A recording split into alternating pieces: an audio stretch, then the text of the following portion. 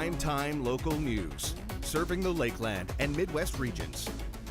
Well, happy Wednesday, everybody. Welcome to another edition of Primetime Local News. Connor Chan and Abby St. John here to bring you all the stuff that we have for today's show, including with our question of the day, which is very unique. What movie or TV series that you don't want to see rebooted? We got a lot of interesting answers. I mean, Alf was one of them, and I kind of agree with that. Yeah. I loved Alf as a kid. Yeah, I'd probably say, Harry Potter, because I was looking at this video, and Daniel Radcliffe says that it'll probably be remade in the future, so that is one thing I do not want to see be rebooted or remade. That's gonna be maybe like 10 or 20 years down the road there. But we'll get to all those answers and much more on the show later on. But right now, let's head over to Josh Ryan, who's live on location.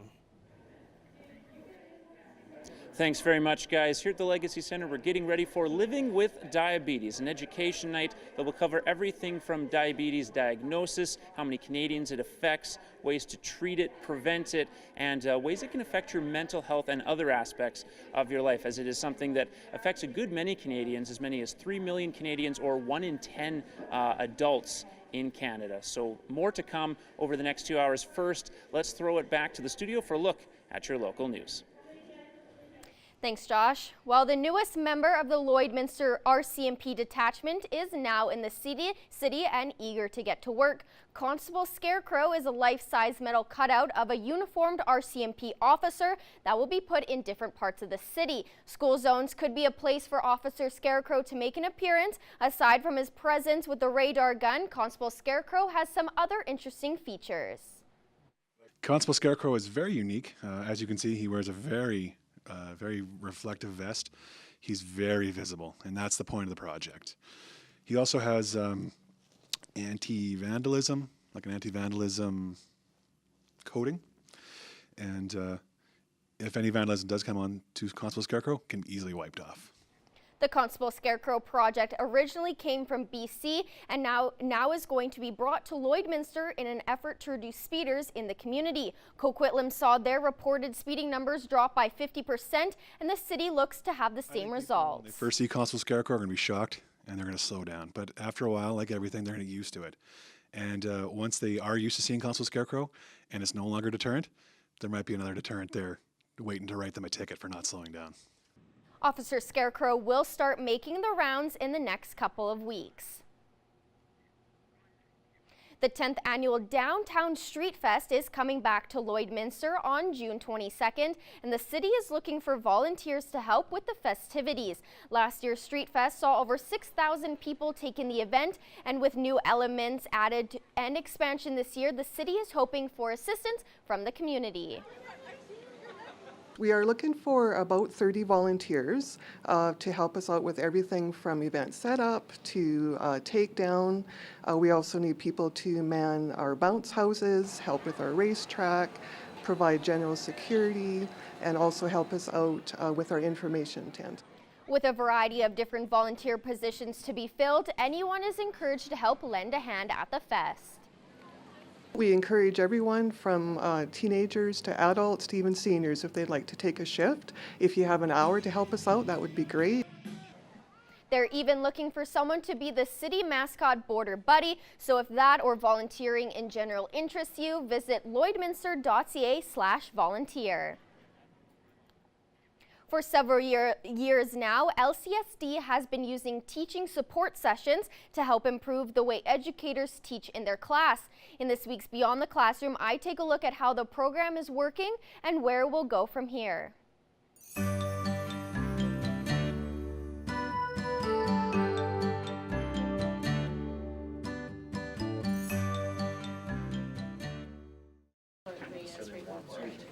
Teacher support is an important part of LCSD, and by giving them the tools they need, they will become better educators. The program involves coaching sessions to fit what the teacher would like to improve on. I mean, look at teacher support as something that we value. It's a way of growing our teachers and making sure that they're getting the supports that they need to become the people that they want to be in the classroom. So we've had a model where we've had instructional coaches work with our teachers based upon what the teachers have requested to look at in terms of the areas that they wanted to improve in. By having this support program, it gives the division a better understanding about how to move forward and what works best. We support teachers in their reflective practice.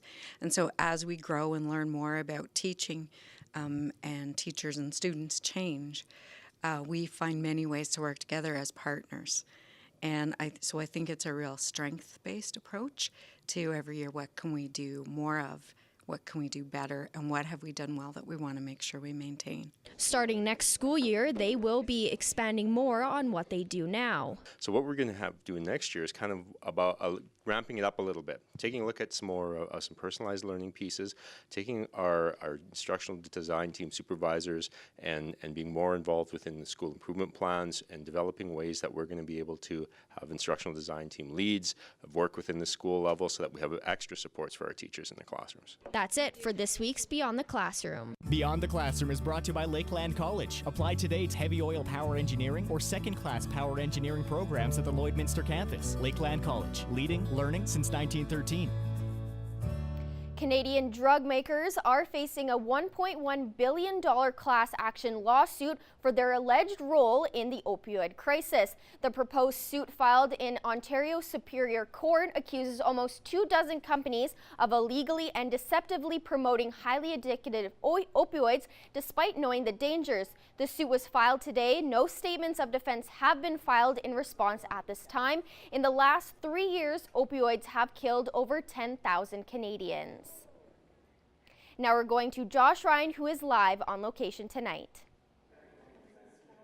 Thanks very much. I am joined now by Helen Rogers of the Saskatchewan Health Association, a registered dietitian, as well as a certified diabetes educator. So obviously you know your stuff when it comes to Diabetes Education Night.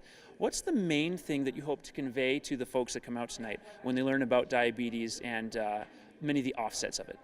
Certainly this wonderful event that is orchestrated by the Lloydminster Lions Club, the main focus here is to get new information out to people with diabetes and their care providers and give encouragement. And certainly a large part of tonight is the new technology, that there's always new things available to help people with diabetes self-manage their diabetes, and that is so important. Now, obviously we're going to learn more over the next hour or so, but what is one of the things that stands out that has been a new development for people who have diabetes? Certainly the insulin pumps, but also the newest technologies on being able to monitor your blood sugar without a lot of finger pokes. There's 2 amazing new devices available in Canada now. But also we've got some general update on diet tonight, that on glycemic index, which is relatively new, and just general talk about mental health, recognizing that there isn't an area that mental health is not a huge part of. That is certainly very true. We'll be happy to learn more about that over the next hour or so. First, let's go back out to the studio. Connor Chan, he has your weather. All right, thanks very much, Josh. Taking a look at your current temperature right now, 11 degrees with cloudy skies. We did see some showers this morning that carried over into the day. Of course, it died down a little bit into the morning, but we're still seeing some cloudy skies, still sitting at that 11 degrees. Some records for this time of year, 26 degrees, our warmest day back in 2008, and -5 was our coolest back in 1983. The wind's just about the 20 kilometer an hour mark there. As we take a look at the satellite radar map, still some cloud coverage and some possible more showers are expected in the next little bit here. There is some cloud coverage up in the Bonnyville. It's St. Paul, Marwayne area. Edmonton seeing a little bit of as well, as we're going to also probably see a little bit more sunshine in the next couple of days or so. Of course, as the long weekend approaches very quickly here. Some other current temperatures for us right now, 13 degrees right now in Cold Lake, 11 degrees in Athabasca, 9 degrees out in Edmonton, 12 for Red Deer, 14 in Rocky Mountain House, 16 degrees for Jasper, and 10 degrees out in Edson. Over in Saskatchewan, 11 degrees currently for North Battleford, 10 degrees in Saskatoon, 11 for Prince Albert, 9 degrees in Melfort, 14 in Meadow Lake and as well. So let's take a look at a little more in-depth look to the regional temperatures. -2 overnight North Battleford with some cloudy skies, warming up to 14 degrees tomorrow with mostly sunny skies and a bit of cloud coverage. -1 overnight with clear skies in Cold Lake tonight, warming it to 14 tomorrow with mostly sun and a few clouds. Here in Lloydminster, -1 for us overnight, where the cloud coverage will still continue, but it will clear up a little bit more tomorrow as we hit 14 degrees also with our daytime high. So here's the next 3 days, of course, as we head to the long weekend. 15s mostly, so a little cloudy and sunny on Friday and Saturday. It should be a little bit more sunnier, sitting at 15 for the daytime high, with those winds picking up a little bit cooler, making it feel a little bit cooler with over 20 kilometer an hour winds. That's a first look at your weather. We'll have more primetime local news after the break.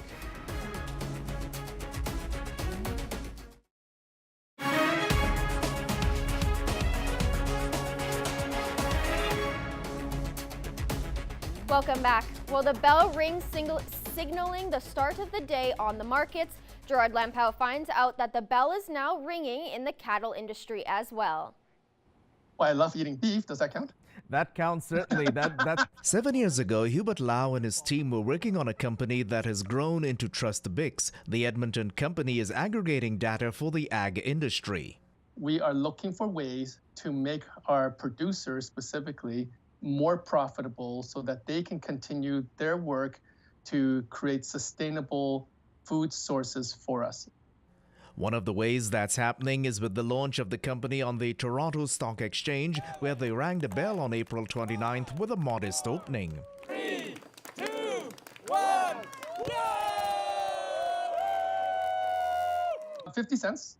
And right now, to our excitement and dismay at the same time, is that the people who hold our shares don't want to sell, so there's not a whole lot of transactions. While they determine the next steps on taking Trust Bix public, there are implications for individual beef producers. Trust Bix, with several industry partners, including Cargill, McDonald's, Loblaws, and Swiss Chalet, have come on board, paying producers anywhere from $18 to $20 per head per producer for beef tracked from the farm to the feedlot with the sustainability brand. What we've been able to do is find a way for private industry to move monies up the supply chain, whereas the producers actually get rewarded for all the extra work that they put in for the sustainable production.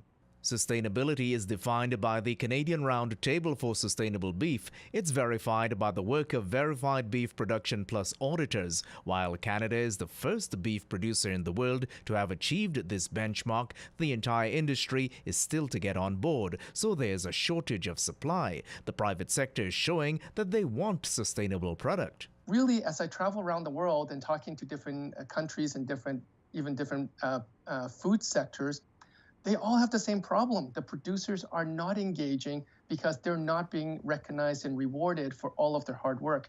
And what we have been able to do with our industry partners is to create that recognition. With Canada leading the charge to be sustainable, Trust Bix is getting calls from other beef-producing countries seeking help to independently verify their product. We are the first country in the world who can claim that we have a fully certified sustainable beef production.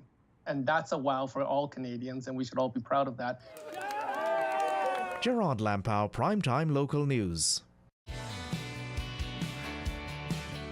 Coming up tonight on Ag Life, transport rules and new regulations for moving livestock across the country. Trust me, they're nothing to moo about. Plus, all for the beef. Teachers can access online resources to tell the beef story, and some hefty change is being handed out in the Young Guns contest as well. With the China market closed, the canola industry continues to look at its options. Those stories are on the menu tonight at 7:30 on Ag Life. We'll see you then.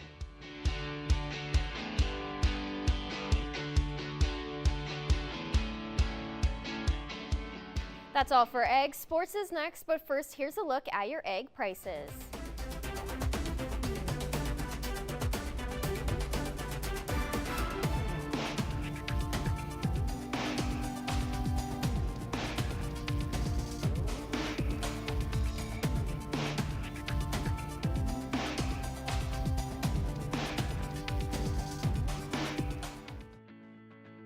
Every member of the City Centre Auto Body team has been through extensive training. We're constantly upgrading our team's education to reflect current collision repair technique. The North Saskatchewan River Baseball League season is underway, and the Lloydminster Twins are back in contention for league title. To reverse the results of last year's final, the squad is banking on roster continuity. Josh Ryan has more. Coming into their season opener cold, the Lloydminster Twins showed early season rust against the Mervyn Flyers, winning 9-4 but giving up 3 runs in the final inning. Just the focus and everything was just kind of, lacking just a bit, so we kind of, let it go at the end because we did have the big lead, so you kind of relax a bit more, and then that's when they jump on you, right? The Twins are relying on team chemistry to guide their summer and make sure that finish isn't a habit. We had a really good team last year. We really bonded really well. So then everyone coming back this year, we already know each other. Everyone's good to go. There's no feeling out process really for the season. So they know from last year and years previous, there's lots of guys, the core of the team's played for many years. Several young players that have joined in recent years are also more seasoned to play in bigger games. That first year pressures may be off and the first year jitters, and hopefully they can start to assert themselves a little bit, and it was already showing tonight a little bit. When the contests get tight in coming weeks, Fold says they want to avoid stranding base runners like they did in last year's final. That's what our problem was last year in the finals. You know, we had a lot of base runners that were left stranded. We just couldn't score those runs. And more team practices this summer could alleviate that and other inconsistencies. Baseball is a repetitive game. Like when you're doing the fundamentals constantly, it just becomes second nature. So, and you get your rhythm and your timing, and you know, if you're not at the field for a 2-week period, it really hurts you. Josh Ryan, Primetime Local Sports.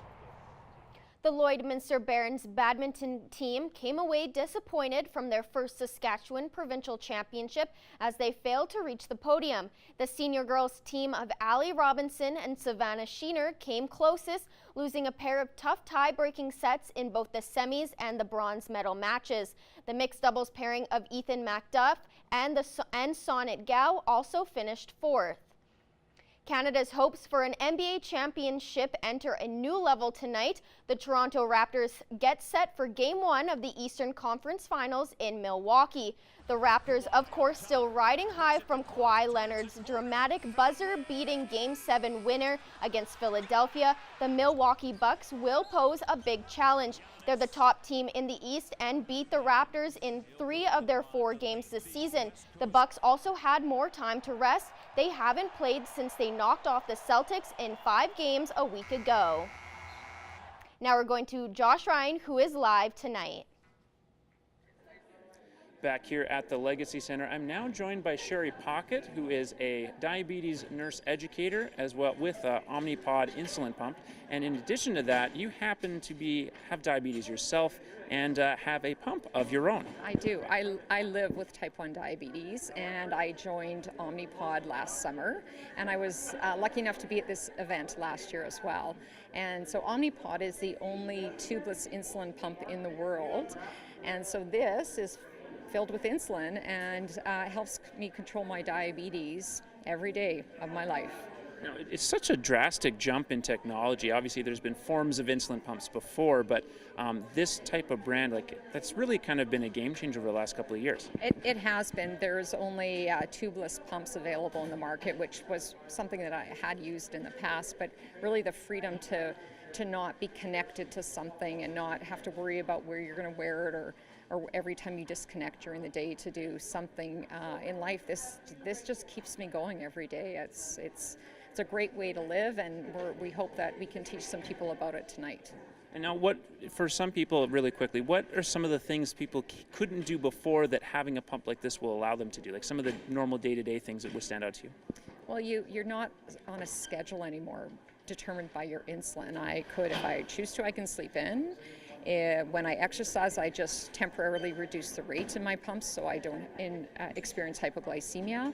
When I'm sick or I'm going to Netflix for the day, I can increase the rate on my pumps so I don't experience high blood sugars. So lots of freedom in how you use the device and how you control your diabetes. So it really can optimize how you manage diabetes and just feel better overall. And now, if you want to learn more about how these pumps work and whether it's the right fit for you, if you happen to have diabetes rather, come on down to the Legacy Center. It goes until 8:30. For now, let's head back to the studio. Thanks very much, Josh. Sorry about that. Technical difficulties there. Take a look at some other current temperatures. 9 degrees right now for us here, still in Lloydminster. 11 degrees in Vermilion, Wainwright. 10 out in Vegreville. 9 for Edmonton. 14 degrees for Lac-La-Biche. 13 in Bonnyville, Cold Lake, and Pearceland. 10 degrees out in Maidstone. 11 for North Battleford. 9 in both Provost and Macleod. 14 degrees in Meadow Lake. 13 for Green Lake. 8 degrees in Isle La Crosse. Take a look at some other Saskatchewan temperatures. 8 degrees in La Loche and Buffalo Narrows. 12 out in L'Orange and Flin Flon there. Down in South End, 7 degrees. 3 in Wollaston Lake right now. 4 in Stony Rapids. 6 degrees in Fort Chipewyan and Uranium City there.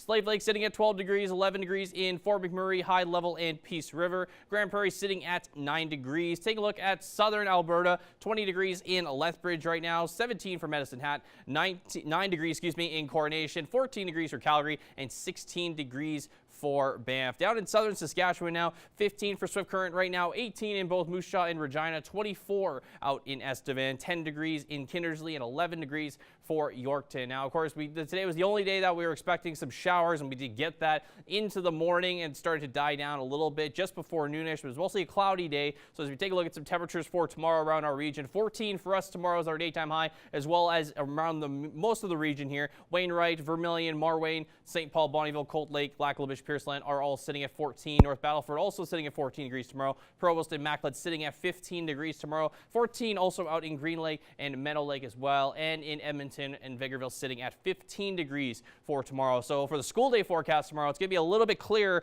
than it was this morning. Taking a look at 8 a.m., 4 degrees with mostly sun and a few clouds. 8 degrees at recess time. It'll start to get a little bit warmer, and the sun will still stay consistent throughout the day there. 11 degrees at lunchtime, and then by home time, we'll reach the daytime high there of 14 degrees with some cloud and sun mixes. So here's the next 7 days. 15 degrees on Friday, 15 degrees on Saturday, more cloud on Friday than Saturday, so we should see some nice temperatures, but some decent wind though for that long weekend, especially if you are going to go out camping, enjoying the great outdoors there. 16 degrees Sunday with some sun and cloud mix there. A little bit clearer on the Monday with the mostly sunny skies and a few clouds. Then it'll get some more cloudier on the Tuesday, Wednesday, sitting the highs of 19 on Tuesday and a high of 18 on Wednesday. So the winds will pick up on that Friday and Saturday. Over 20 kilometer-an-hour winds are expected there. Our averages for this time of year, 17 degrees for the daytime high there, which we're kind of around the ballpark there, and usually and a little bit lower for the average low, was sitting at 4 degrees normally, sitting at the average for the daytime lows. But that's a look at your 7-day forecast. Expecting some great weather for the long weekend, but we'll take a quick break right now. We'll be right back with more primetime local news. Now we're going to Josh Ryan, who is live on location tonight. And welcome back, everyone. I'm joined by Jill Nault, a registered dietitian with the Primary Care Network, as well as the Prairie North Health Center as well. Just really quickly, kind of what's your main role in terms of dealing with dietitians? So you deal mainly with people individually or in groups about their general nutritional health, correct? Correct. So I would see people who are looking to manage a chronic illness or chronic illnesses, in helping them assimilate their goals and how we plan to try and get them to their goals with what works for them and their family and their lifestyle. And obviously you probably deal with more than a few people that have diabetes, hence why we're here this evening. What's one of the most common things that people learn when they come to discuss with you eating habits involved with their condition? Right, so what I'm going to be talking about tonight is using the glycemic index diet to improve blood sugar control. So one of the things that it looks at is the type of carbohydrates you take in and how to make better choices so that blood sugars stay more stable, you can feel better and reduce your risk over time. And what would be one of the common mistakes people make with carbohydrate intake, for example? With the types of carbohydrates they make. So what would be a common mistake of something you should stay away from in too large a sample, for example? Yeah, so sometimes we think, oh, this is a really healthy choice, so I'll have a lot of it. And that's not always the case. So we want everything in balance, everything in moderation.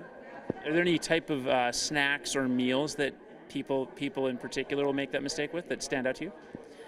Well, oftentimes, depending on the marketing of a certain food product, so we might see certain crackers that, claim to be healthy, when really if we could just stick to the good old fruit or veggies and try to get lots of fiber that way and lots more vitamins and minerals, that would be a much better choice.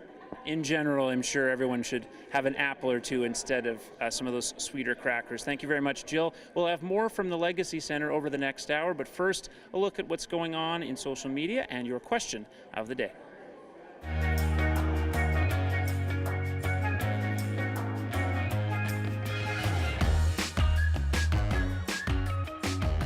All right, so the question of the day today, with most movies and TV shows being rebooted, we asked what movie or TV show do you not want to see rebooted? There's a lot. People definitely have that argument. A couple comments. Fresh Prince of Bel-Air. That's a good one. I did see that comment. I was like, that's a really good thing. I don't think it would stand today, and it was such a good show back in the day, so I would not want to see that be rebooted. I think there'd be a lot of people angry if Yes. that was touched. Goodfellas was another one. Yeah. Gone with the Wind. I never saw that, but that's a Josh Ryan favorite, I might add. But, Yes, it's a he classic. He doesn't like to admit it, but it is. Some other ones were Married with Children. That's another 80s one. Of course, there's the 90210 reboot. Will and Grace came back. Some of it's to a point where some are actually can be successful because they have a big enough fan base, but some that don't, it's not. Yeah, sometimes it feels like they're only rebooting it because other old shows are rebooting, but sometimes it just doesn't work the way they want it to. Well, one that I saw was Alf. One of the comments was Alf, and I grew up on Alf. I loved Alf. It was such a good show, and you know, to do it now, I mean, yeah, you can do it with CGI and stuff like that, but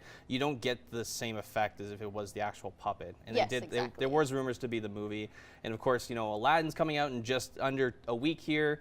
It's gonna be there's gonna be fans that are gonna be really happy, and of course, Disney's all about making those reboots now. Yeah, it seems. exactly. It seems that the live action reboots are where they're heading right now, and you know, sometimes it works and sometimes it doesn't. Yeah, well, we'll just have to wait and see how that Aladdin movie works, as well as other reboots coming up in the near future. But right now, it's time for the Pet of the Day segment. So let's take a look at some of the pet submissions for today. So this is Marbles. Adorable name for a very adorable cat. Very adorable. Next up, we have Kita, who's a little in trouble. He's Yep. hiding. Probably tore up a pillow and now is trying to hide from his parents. Yeah, very cute. This is Kovu. Aww. Submitted there by Linda. Very Just cute. very smiling happy. wide, probably at the Yes. dog park. Yeah, having fun. This is Luna. Oh, adorable. And last but not least, this is my favorite name ever, Dr. Dre. I Not love Dr. it. Dre, but I Dr. love Dre. it. That yes, is adorable. It's I a- love the dog, and the name is just so original. That's so adorable. Well, if your pet was shown on today, you're automatically entered to win a Lloydminster Pet Pad gift card, which you're giving away on Friday. We want to see your pets. Send photos of your pet and their name to our Facebook, Twitter, or Instagram to have them featured on Pet of the Day. Your name will be entered into a weekly draw for a gift certificate from the Pet Pad.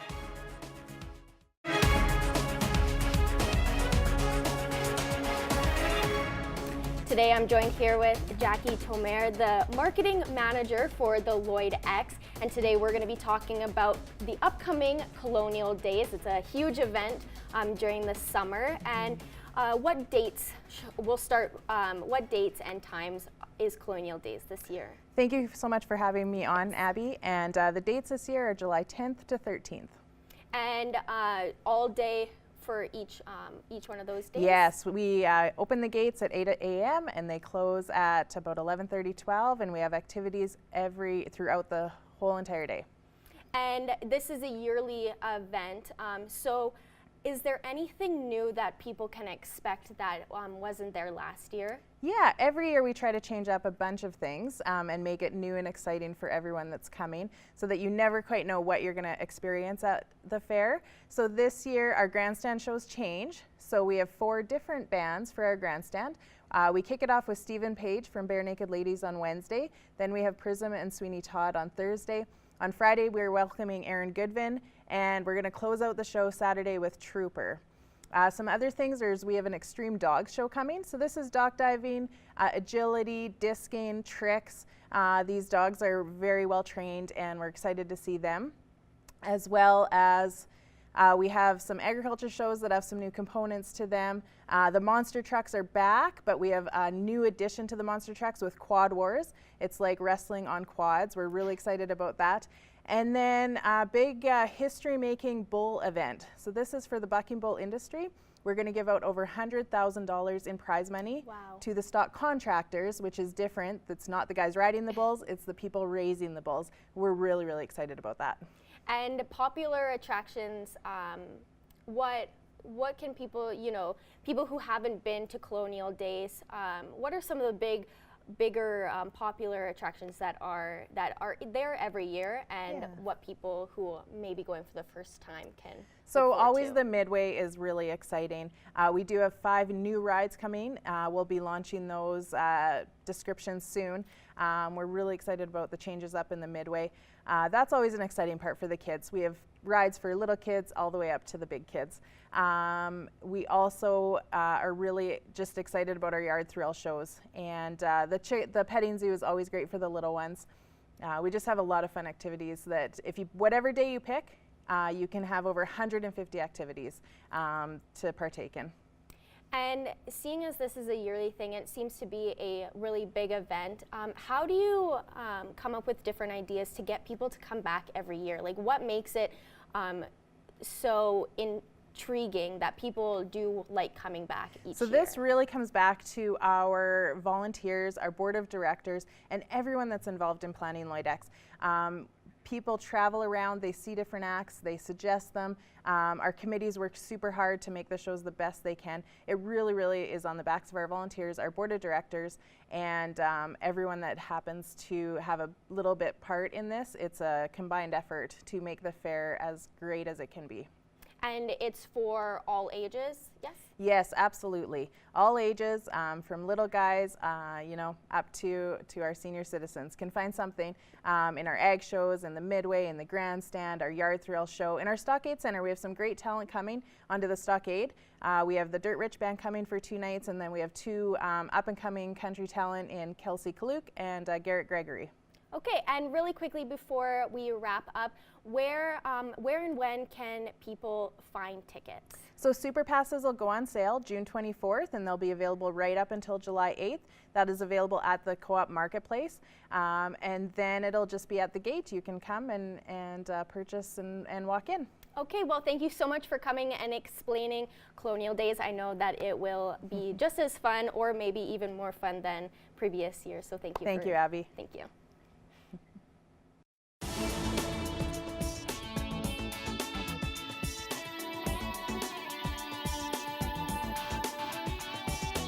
Hey, it's Justin Marshall from Cool 101.3 and Boom 95.3 with a look at what's happening around Bonnyville and Cold Lake.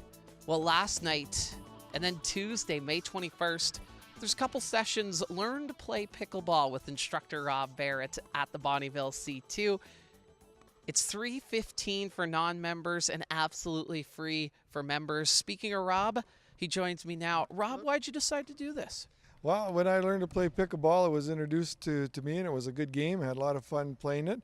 It was a sport that wasn't being played here in Bonnyville, so I thought myself, along with a few others, we'd try getting it going, and we did have a good nucleus started, and we're just trying to keep it growing. It was introduced to me free of charge by other people to do it, so I'm just trying to pay it forward.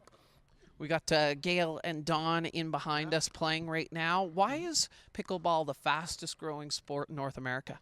First and foremost, it's a very social game. People like, of course, being social and playing.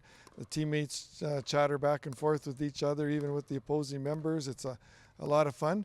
And second of all, it's a smaller area to move around in, say versus tennis, and people like that. That seems to accommodate them. We got a ton of dates up on the screen. And can I bring my kids to these sessions? Yeah, probably the younger kids, depending on age group, I would probably say 11 or 12 would be an age to come. Anything under that, I'm not sure it would be the appropriate place with all the adults. As in a kids session only, it would be good, yes. Awesome, Rob. Thanks. You betcha. And if you have an event you would like to feature on What's Happening, email me, jmarshall@stingray.com.